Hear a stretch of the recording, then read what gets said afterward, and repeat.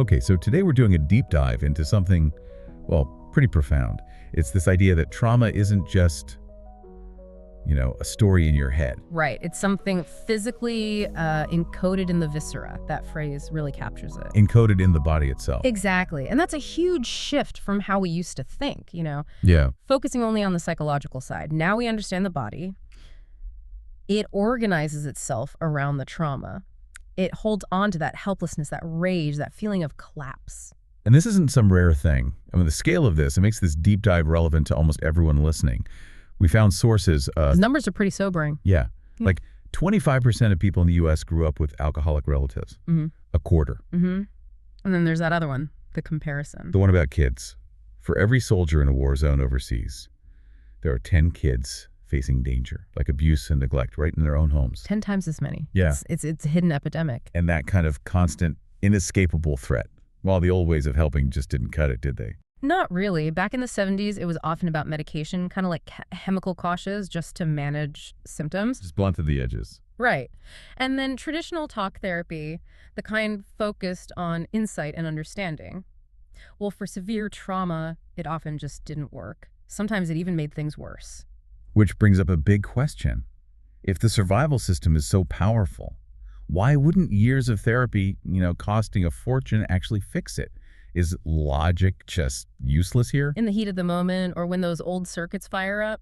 Pretty much, yeah. It's not that logic is bad. It's that, biology trumps it in those states. The rational brain can't just talk the emotional brain out of feeling threatened. You got it. The emotional brain has its own reality. So our goal today is to unpack that. The neurobiology behind it. Why does the brain react this way? And then look at the ways to actually heal using the brain's own ability to change neuroplasticity. Exactly.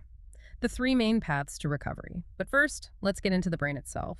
How does trauma actually wire things differently? Okay, the brain's structure. We have the different layers, right? Mm-hmm. The thinking part on top and the survival part deep down. Precisely. You've got the rational brain, the neocortex, frontal lobes. That's about logic, language, planning, understanding, time passing, past, present, future. The part we think is in charge. Right, the part that says, this is over, I should be fine now. But underneath, you have the emotional brain, the limbic system, the reptilian core, much older evolutionarily. And its job is survival, pure and simple, detect danger. Yep.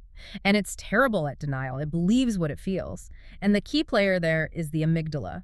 Think of it as the brain's smoke detector. Okay. In someone with a trauma history, that smoke detector becomes hypersensitive. It goes off constantly. Sees smoke everywhere, even when there's no fire. Exactly. And it triggers the whole stress response. Adrenaline floods the system at the tiniest hint of something that even remotely resembles the past danger, long after the real threat is gone. It's not just that it goes off easily, though. It's that it stays on, or takes ages to calm down. That's a huge part of it. Normally, stress hormones spike, you deal with the threat, they come back down. For trauma survivors, they take way longer to return to baseline. And they spike higher, faster, even with small stresses. Right, which messes with memory, attention, makes people irritable, and sleep. Forget about restful sleep for many. Okay, so the alarm system is broken. Yeah. But you mentioned something about how the brain actually processes the memory itself during the trauma, how that breaks down. Yes, this is critical. Brain scans are fascinating here. They show that during intense fear, like a flashback, activity in the left hemisphere plummets. The left side, what does that normally do? The left brain is our storyteller. It handles facts, sequences, timelines. It puts things in order, makes a coherent narrative. This happened, then that happened. Right. The right brain, though, that stores the raw stuff. Sensations, sounds, smells, touch. The pure emotion of the event. So if the left brain goes offline? The memory doesn't get stored as a story. It gets stored as these raw, disconnected fragments. Images, sounds, feelings, like terrifying snapshots. That keep jumping out later. Intruding into the present, exactly. And there's another piece. Time perception goes out the window, too. How so? Activity drops in an area called the dorsolateral prefrontal cortex, the DLPFC. You can think of it as the brain's timekeeper. Our internal clock. Right. When that's offline during trauma, the experience feels endless, like this will last forever. Oh, wow. Knowing something has an end makes it bearable, usually. But if your brain loses that ability, the terror feels infinite. Remembering becomes reliving, not recalling. Okay, so the brain's wiring literally traps the person in that timeless, fragmented horror. How does that actually show up in someone's day-to-day life? Let's move to part two, how this manifests. Well, one of the most common things you see is numbing and dissociation. They're slightly different but related. Numbing, that's feeling detached. Yeah, emotionally distant, like watching life through a glass wall. We read about Tom, the lawyer, right? He felt like his heart was frozen, couldn't connect deeply with anyone, just felt like he was sort of floating, except for maybe bursts of rage or shame. And dissociation is even more intense. It's really the essence of trauma. The overwhelming experience gets split off. It's not integrated. And those fragments, the sights, sounds, feelings, they just intrude into the present. That's the reliving part. That internal fragmentation, it must affect how people think too, like creativity or flexibility. Absolutely. There was that study with veterans using the Rorschach ink blot test. Really revealing. What did they find? Some guys just saw nothing, just a bunch of ink. It was like their capacity for imagination, for playfulness had just shut down, blanked out. Wow. Others couldn't see anything but their trauma. They'd look at an ambiguous blot and just see scenes from the war, replaying the old reel, basically. No mental flexibility to see something new. Just stuck in the past. And then there's that really confusing behavior, the compulsion to repeat, where people seem drawn back to danger. Yeah, that's deeply counterintuitive. Yeah. We read about Julia, raped at 16, then later gets involved repeatedly with a violent pimp. It looks like self-destruction. Freud thought it was about trying to gain mastery, didn't he? Replaying it to finally win. He did, but the research, it really challenges that. It suggests repetition just leads to more pain, more self-hatred. It's not about mastery. So what is it about then? It seems to be more about brain chemistry. Think about activities that cause initial discomfort or even terror, like extreme sports, maybe, or these dangerous situations. Okay. They trigger a massive stress hormone response. Adrenaline, cortisol. The brain tries to balance this internal chaos by releasing its own natural opioids, endorphins. Ah, the brain's own painkillers and feel-good chemicals. Exactly. So the person isn't seeking mastery over the event. They start craving the fear itself or the risky behavior because their body is craving that subsequent chemical rush to feel okay or just to avoid the crash, the withdrawal pain. So the body gets addicted to the cycle of fear and relief. Yeah. That makes so much more sense than seeking mastery. It's a powerful biological driver, and understanding this helps explain why diagnoses were often missed or misapplied in the past. Right, like veterans just getting labeled alcoholics. Or women, especially, getting diagnosed with borderline personality disorder, BPD. That link was striking in the research. It really was. One study looked closely at patients with BPD, the instability, impulsivity, intense emotions, and found that 81%, 81, had severe childhood trauma histories, often starting really young, before age 7. So the BPD wasn't the root cause, it was the result of the trauma. In many cases, yes. The symptoms were trauma responses, not a fundamental personality flaw. And this isn't just about severe diagnoses. The ACE study showed the impact on the general population too, didn't it? The Adverse Childhood Experiences study, yeah, monumental. It surveyed thousands of ordinary, mostly middle-class people. And found. Only about a third had no adverse childhood experiences. And the key thing was the risk for problems later in life, physical health problems, mental health issues went up dramatically with each additional ACE someone had experienced. Like a cumulative dose? Exactly. For instance, women with 4 or more ACEs had something like a 66% rate of chronic depression. It just clearly showed how fundamental early safety is for long-term well-being. Okay, so the problem is deep, it's physical, it affects the brain's wiring and chemistry. That brings us to part 3. How do we actually heal this? If it's embedded so deeply, what works? Well, the good news is the brain can change. That neuroplasticity is real, but it usually requires a combination of approaches. The sources point to 3 main avenues. 3 key pathways, and you need all 3, generally. Often, yes, especially for complex trauma. First, there's top-down. This is the talking part. Connecting with others, making sense of the memories, understanding the theory. Traditional therapy, basically. Sort of, but we know its limits now. Like we said, the rational brain can't easily override the emotional brain's reality just by talking. Okay, so top-down is 1. What's number 2? Medicine and technology. This could be drugs that help calm that overactive alarm system, or maybe newer technologies designed to directly change how the brain is organized or firing. Like retraining the brainwaves. We'll get into that, yeah. And the third, absolutely essential pathway is bottom-up. Bottom-up, meaning starting with the body. Exactly.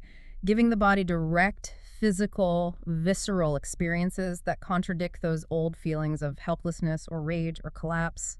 experiences of safety, empowerment, effectiveness. This is where things like movement come in. Yes. Movement, breath work, body awareness practices, they've proven incredibly powerful. The yoga study was really compelling. People who hadn't responded to anything else. 10 weeks of yoga made a significant difference in PTSD symptoms. What's happening there physically? Several things. Yoga helps people get back in touch with their bodies, their physical sensations, which combats that numbing. But a really key mechanism is improving heart rate variability, or HRV. HRV. Remind me what that is. It's the natural fluctuation in time between heartbeats coordinated with your breathing. Good HRV means your nervous system is flexible. Your accelerator, the sympathetic system that ramps you up, and your brake, the parasympathetic system that calms you down, are working together smoothly. So high variability means a healthy, adaptable system. Low variability means stuck. Pretty much stuck in high alert or stuck in shutdown. Yoga, through breath control and mindful movement, directly trains that flexibility back into the system. You learn you can influence your internal state. That sense of agency again. And it's not just solo practices, right? Rhythmic communal activities help too. Hugely important. Things like group drumming, singing, theater, anything that involves shared rhythm and movement fosters attunement. Attunement. Feeling connected. Yes, that sense of being literally in sync with others, it's a fundamental biological need. We saw that simple example with Steve Gross in the beach ball. Oh, right, with the kids who were withdrawn, frozen. He'd just gently roll a bright beach ball towards a shut-down child, no words needed, just creating this tiny, predictable back-and-forth rhythm, a safe, shared interaction. And slowly the kids would engage. It's about safety and connection experienced physically. Okay, so bottom-up uses the body. What about the technology piece? Neurofeedback, you mentioned that. How does that work? Neurofeedback is basically like exercise for specific brain circuits. It uses sensors on the scalp to read brainwave activity in real time. It sees what the brain is doing electrically. Right, and then it gives you feedback, maybe sounds or visuals on a screen that rewards your brain when it shifts towards healthier patterns. For trauma, that often means calming down obsessive firing in the fear centers, like the right temporal lobe. Training the brain to regulate itself. Exactly. The case of Lisa was a powerful example. Severely abused, deeply dissociated.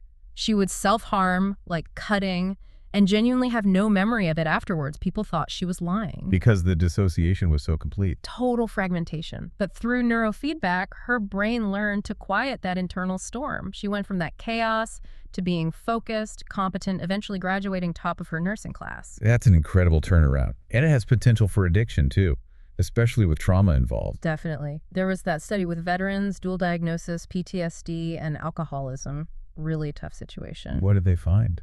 The group that got a specific type called alpha-theta neurofeedback, which encourages a very deep, relaxed brain state, almost like meditation or the edge of sleep, had an 80% sobriety rate 3 years later. 80% compared to? Compared to the control group, who had a 100% relapse rate back into alcoholism. Wow. That difference is huge. So neurofeedback helped the brain find a different way to cope, maybe. It seems to help the brain process those underlying trauma memories more gently, reducing the need to self-medicate with alcohol. Okay, so we have top-down talking, bottom-up body, and technology, brain training.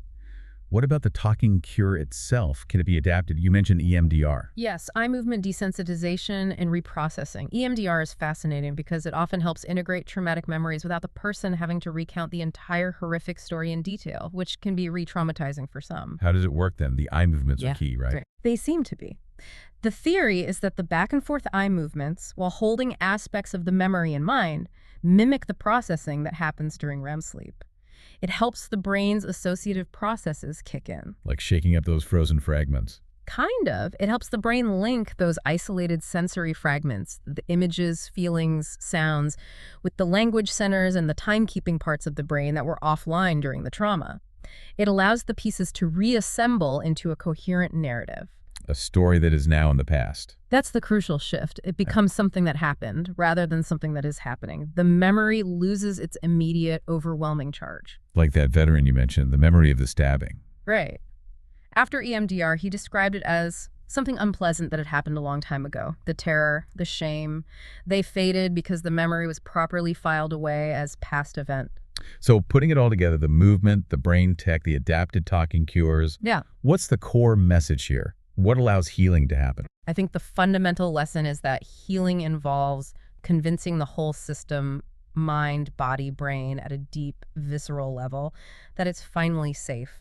Safe enough to let go of those old survival defenses that aren't needed anymore. Learning to trust your own body again. Yes. Developing self-regulation really depends on having a friendly relationship with your own physical sensations, being able to listen to your body and respond effectively. We've gone deep into the mechanisms, the diagnoses, the treatments. What's the takeaway for everyone listening? What does this mean beyond the therapy room? Well, I think it means we have the tools not just to treat trauma, but potentially to prevent more of it. The research strongly suggests that resilience isn't just some magic trait you're born with. It's built. It seems to be largely the product of agency, that core feeling, that deep down knowledge that what you do can make a difference, that you're not helpless. And knowing this, what's the call to action? It's recognizing that things like social support, safe environments, opportunities for movement and play, emotional safety, these aren't optional extras or luxuries. The science tells us they are biological necessities for healthy human development. So the choice is ours, really. Yeah, to act on this knowledge, to build families, schools, communities, workplaces where these biological necessities are understood and prioritized, where safety and connection allow people to thrive, not just survive.